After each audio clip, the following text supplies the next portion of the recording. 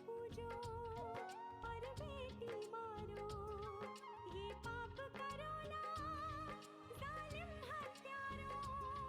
मत पाप करो, मत पाप करो। क्यों मारते हो बेटियां जब पूजते हो कंजकी। तुम्हें माँ ने जन्मा और दूध पिलाया, इस दूध का तुमने ये कर्ज चुकाया, ये कर्ज चुकाया। बेटी की हत्या का पाप कमाया। मत पाप करो, मत पाप करो। क्यों मारते हो बेटियां जब पूजते हो कंजकी। बिन बिटिया स्वर्ग अधूरा। लक्ष्मी चली गई, अन्नू बिछड़ गई, अब तुम्हारा ब्याह टूट गया। कब तक ये सहना पड़ेगा? आखिर कब तक? लक्ष्मी, लक्ष्मी पहचाना नहीं मुझे? मैं अश्विन। इतने रावण हमारे समाज में घूम रहे हैं, कितना मुश्किल है उन्हें मिटा पाना। उन्हें पकड़ना तो दूर, हम छू भी नहीं पाते। भाभी, आप लक्ष्मी को अंदर ले जाइए। नहीं, कहीं नहीं जाएगी।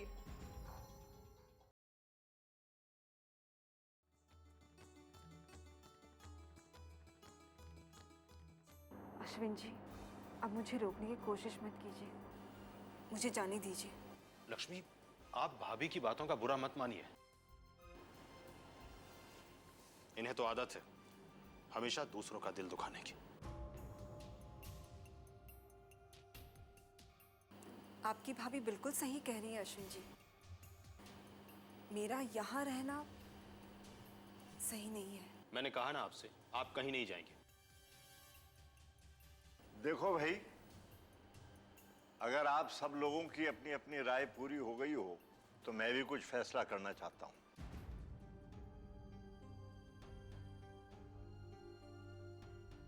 जब तक लक्ष्मी की सेहत ठीक नहीं हो जाती, वो यहीं रहेगी हमारे घर में।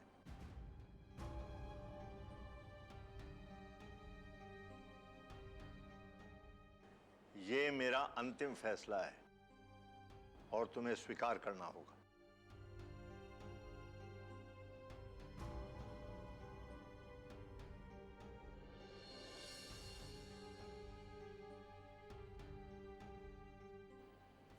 चल चिराग।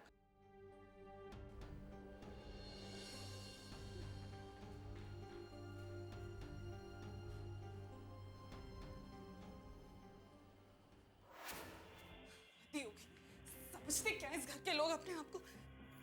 जो मन में आएगा वो करेंगे क्या? अनीता, अरे तुम वहां पर इतना कुछ क्यों बोल रही थी? देखो, ये घर पापा का है। अगर उन्होंने उस औरत को यहाँ रुकने के लिए कहा है तो कुछ सोच समझ के कहा होगा।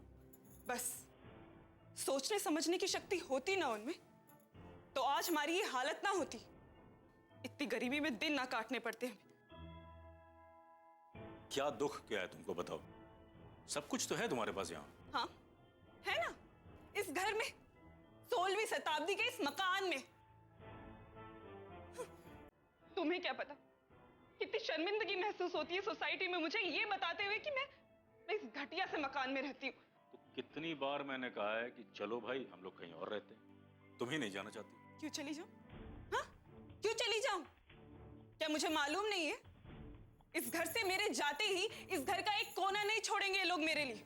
इन लोगों की मनमानी चलती रही ना तो वो दिन दूर नहीं है जिस दिन ये लोग हम लोगों को धक्के मार के इस घर से बाहर निकाल देंगे। देखो, तुम ना तो ये करना चाहती हो ना तुम वो करना चाहती हो। तुम बताओ कोई क्या करे फिर? प्लीज। हाँ धीरज, बात कुछ और चल रही थी, आप पता नहीं कहाँ ले गए उस बात को। मैं ये कह रही थी कि एक राह चलती औरत को इस घर में लाना क्या मतलब है इस बात का? ओह, अभी अश्विन ने कहा ना कि वो उसे जानता है। फिर वही तो, कुछ ना कुछ गड़बड़ है। क्या क्या गड़बड़ गया? अश्विन और उस औरत का कुछ देखा नहीं तुमने? प्रेग्नेंट है वो। अरे क्या बेकार की बातें सोचा करती हो? अश्विन कभी भी ऐसा कुछ नहीं करेगा। हाँ बिल्कुल, तुम्हारा तो भाई है ना, वो ऐसा कैसे कर सकता है? तुम तो उसी का पक्ष लोगे ना। तुमसे तो बात करना ही बिल्कुल। मैं हाँ हाँ जाओ। पापा ने आज मेरी बात काट के अच्छा नहीं किया। इस औरत को इस घर में रखना बहुत भारी पड़ेगा आपको, बहुत भारी पड़ेगा।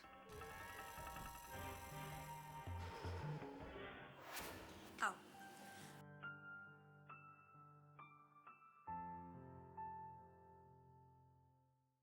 लक्ष्मी, ये तुम्हारा कमरा है। आज से तुम यहाँ रहोगी। देखिए, आप लोग बिना बात परेशान हो रहे हैं। मैं किसी आश्रम में चली जाऊंगी। पापा ने क्या कहा, भूल गई आप? हाँ लक्ष्मी, बाहर जो कुछ भी हुआ उसकी टेंशन मत लो। तुम सो जाओ, ठीक है? और वैसे भी तुम्हें आराम करना चाहिए ना। और किसी भी चीज़ की ज़रूरत हो तो बेझिझक मुझे या अश्विन को कह देना, ठीक है? अब आप मुझे शर्मिंदा कर रही है। अश्विन जी, आप कल मुझे किसी आश्रम में छोड़ आइएगा। भाभी, अब आप ही इन्हें समझाइए। देखो लक्ष्मी, 2-4 दिन यहाँ रुक जाओ। तुम जिस हालत में हो, तुम्हें आराम की बहुत ज़रूरत है। वैसे भी जिस बच्चे के लिए तुमने ये घर छोड़ा है, उसकी देखभाल करना तो तुम्हारी जिम्मेदारी है ना। आपका बहुत धन्यवाद। अब तुम हमें शर्मिंदा कर रही हो लक्ष्मी।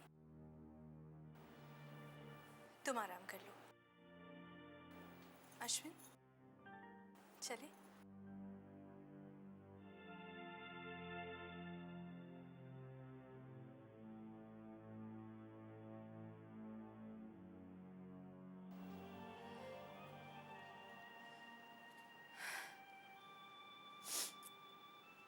तूने ये कैसी दुनिया बनाई है ऊपर वाले। कोई पराया होकर भी अजनबियों को अपना लेता है, और कोई अपना होकर भी दुश्मनी की हद तक गिर जाता है। बिन बिटिया स्वर्ग अधूरा।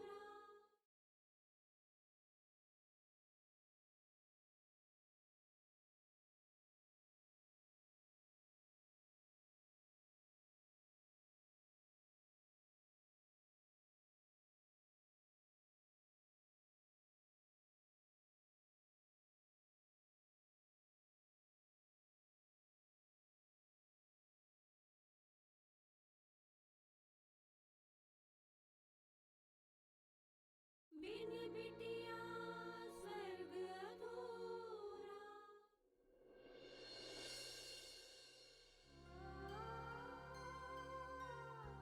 ये कैसी जिंदगी है?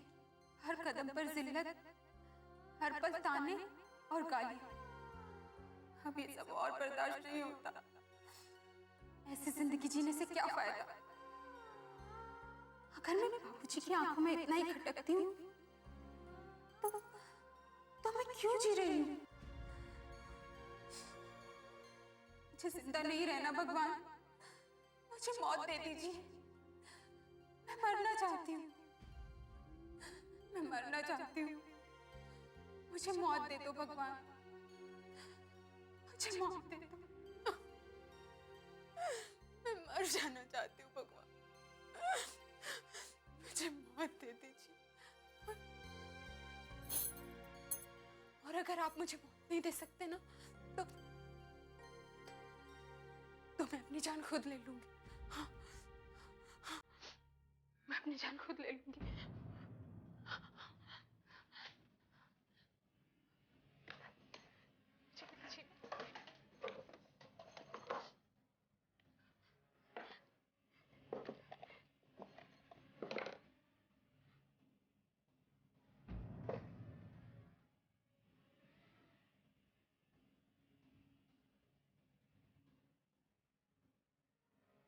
नंदिनी, ये क्या कर रही है तू? नहीं भैया, मुझे मत रोकिए, मुझे मर जाने दीजिए भैया। ये क्या किया तुमने?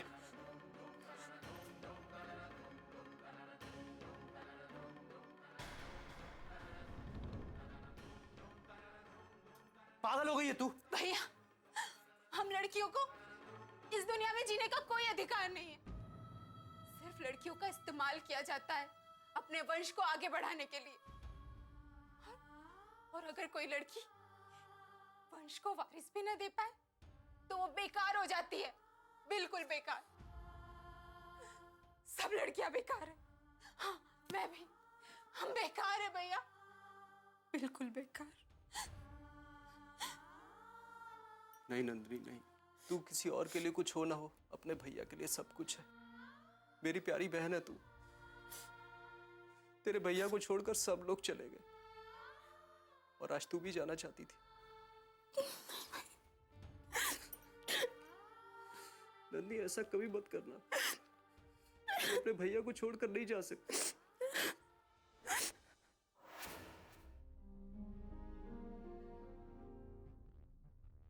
आप हमेशा माँ को मुझे गोद में उठाने के लिए मना क्यों करते हो? क्योंकि आपकी माँ छोटा सा भैया लाने वाली है। सच्ची?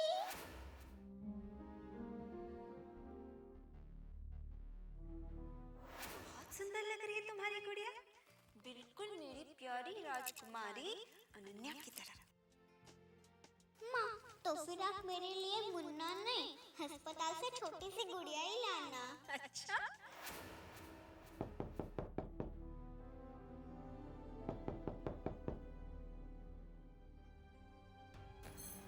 ये इतनी रात को दरवाजा कौन खटखटा रहा है?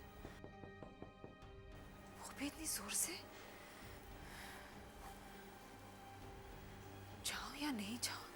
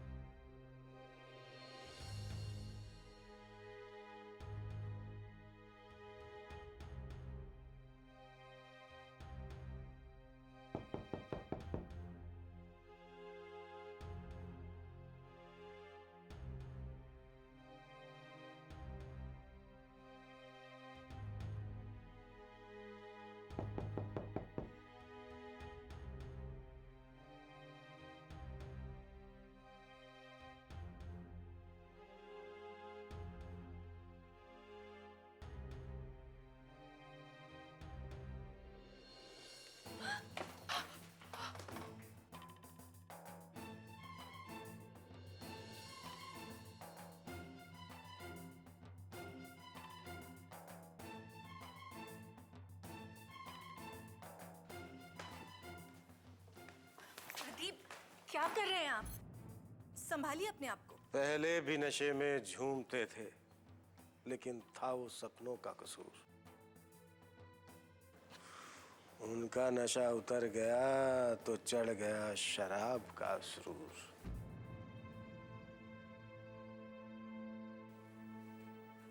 लक्ष्मी, तुम जाओ, सो जाओ। जी। आपसे कोई कितना भी कह ले, कुछ भी कर ले, लेकिन आपको कुछ फर्क नहीं पड़ता है ना? चलिए।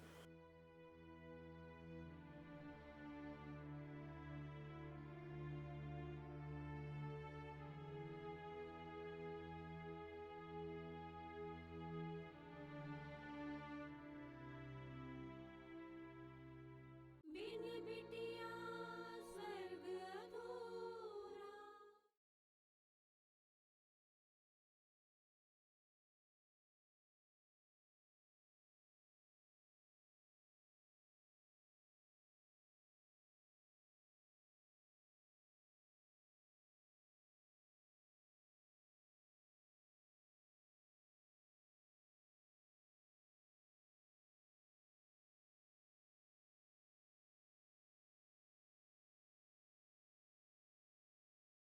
बिन बिटिया स्वर्ग अधूरा।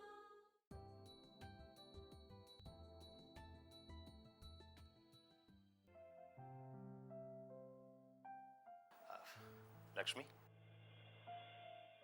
चाय। अरे आपने क्यों तकलीफ की? मैं तो बाहर आ ही रही थी। इसमें तकलीफ की क्या बात है? इतनी मेहमान नवाजी तो मुझे भी आती ही है। धन्यवाद। बैठो ना। जी।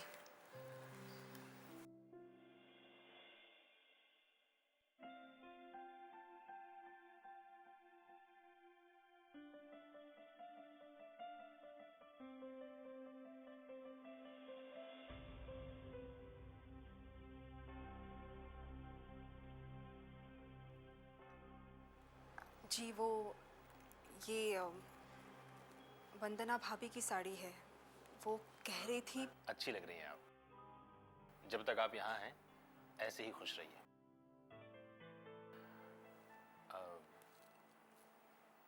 Lakshmi, I am sorry. Sorry?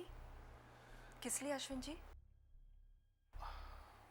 वो रात भैया शराब पीकर आए और कोई बात नहीं अश्विन जी, गलती मेरी है। मुझे दरवाजा खोलने नहीं जाना चाहिए था। वो मेरे सबसे बड़े भाई हैं, प्रदीप भैया। पता है लक्ष्मी,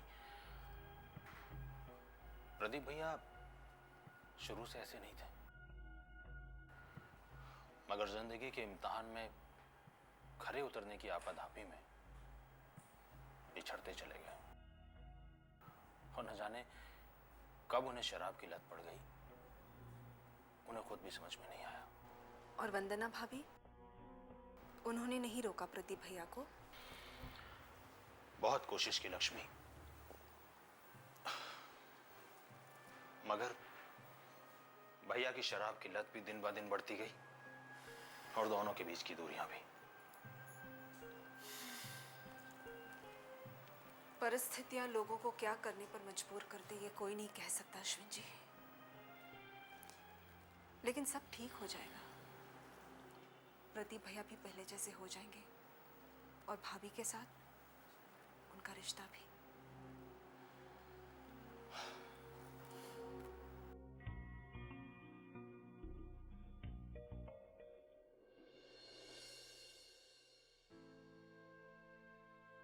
नंदिनी, ले बेटा चाय पी ले। हाँ। क्या हुआ? कुछ नहीं हुआ माँ। तुम्हारे हाथ में क्या है? हाँ, कुछ नहीं। तो छुपा क्या रही है? मैं कह रही हूँ ना माँ, कुछ नहीं हुआ। कुछ नहीं। कुछ नहीं? दिखा मुझे, दिखा तो। माँ, कुछ नहीं। दिखा, क्या है?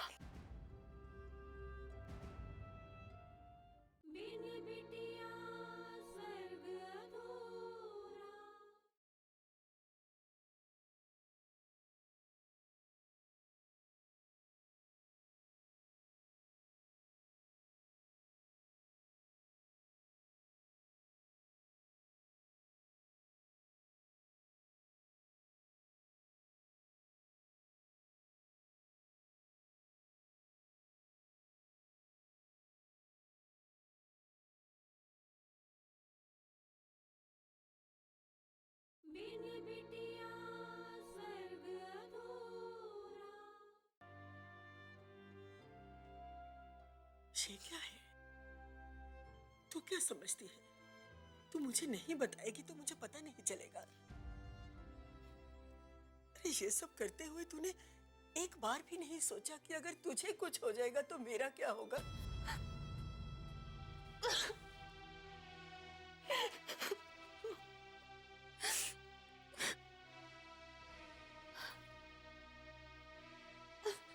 मुझसे बर्दाश्त नहीं हो रहा था।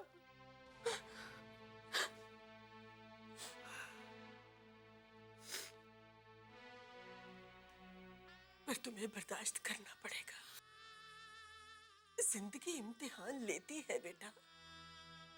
पर जो लोग जिंदगी के ऐसे इम्तिहान से डरकर अपनी जान दे देते हैं, वो कायर होते हैं। लेकिन मेरी बच्ची तो कायर नहीं है ना? नहीं है ना? ये हुई ना बात। बात तो तब बनती है जब इन विपरीत परिस्थितियों में भी जिया जाए। इंसान को जीने के लिए जीवन में कई बार मरना पड़ता है। लेकिन हम लड़कियों को ही क्यों माँ? क्योंकि जब से ये बेड़ियां बनी हैं, हमने कभी इनका विरोध नहीं किया। अगर किसी ने विरोध करने की कोशिश भी की है तो उसकी आवाज को कुचल दिया गया। तब से ये बेड़ियां, ये रीति रिवाज हमें परंपरा के नाम पर सौंप दिए गए। कम उम्र में बच्चियों की शादी करा दी जाती। कोई ये तक नहीं सोचता कि उन बच्चियों से उनका बचपन छिन जाएगा। माँ बाप एक बार तय करते, लड़कियों को वही ब्याह करना पड़ता है। कोई उनसे उनकी मर्जी पूछना भी मुनासिब नहीं समझता। अगर विधवा हो जाए तो अपने पति के साथ सती हो जाए, नहीं तो एक जिंदा लाश की तरह जिंदगी जीनी पड़ती है। विधवाओं को किसी शुभ काम में नहीं बुलाया जाता और विधवाओं को दोबारा शादी करने का भी अधिकार नहीं होता। लड़की के पैदा होते ही दुख मनाया जाता है, या तो उसे कोख में ही मार दिया जाता है या फिर पैदा होते।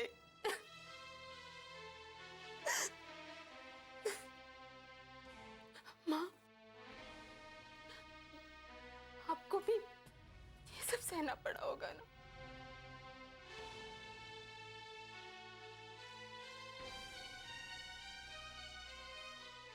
बहुत सहा है। तुम्हारे जन्म के समय मैंने बहुत दुख उठाए हैं। तुम्हारे बाबूजी नहीं चाहते थे कि तुम जिंदा रहो, लेकिन मैं किसी भी हालत में अपनी प्यारी सी नंदिनी को नहीं खोना चाहती थी। लेकिन इतनी भी हिम्मत नहीं थी कि तुम्हारे बाबूजी के सामने कुछ कह सकूं, बोल सकूं। उस वक्त तुम्हारी बुआ ने मेरा साथ दिया। वो किसी सन्यासी को लेकर आई, उनसे कहलवाया कि इस बच्ची के मरने से इस हवेली पर बहुत बड़ी विपदा आ सकती है। तब जाकर तुम्हारे बाबूजी ने तुम्हें छोड़ा। तुम्हें जिंदा रखने के लिए मैंने इतना कुछ किया, और तू क्या करने जा रही थी? मुझे माफ कर दो। मैं आगे से कोई भी ऐसा काम नहीं करूंगी जिससे आपको दुख हो। हाँ माँ, कभी नहीं। मेरी अच्छी बच्ची, बस।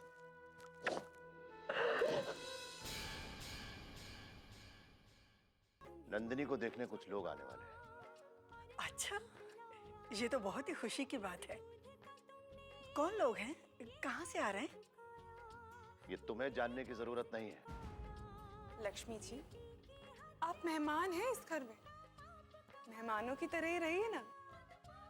घर की मेंबर बनने की कोशिश मत कीजिए।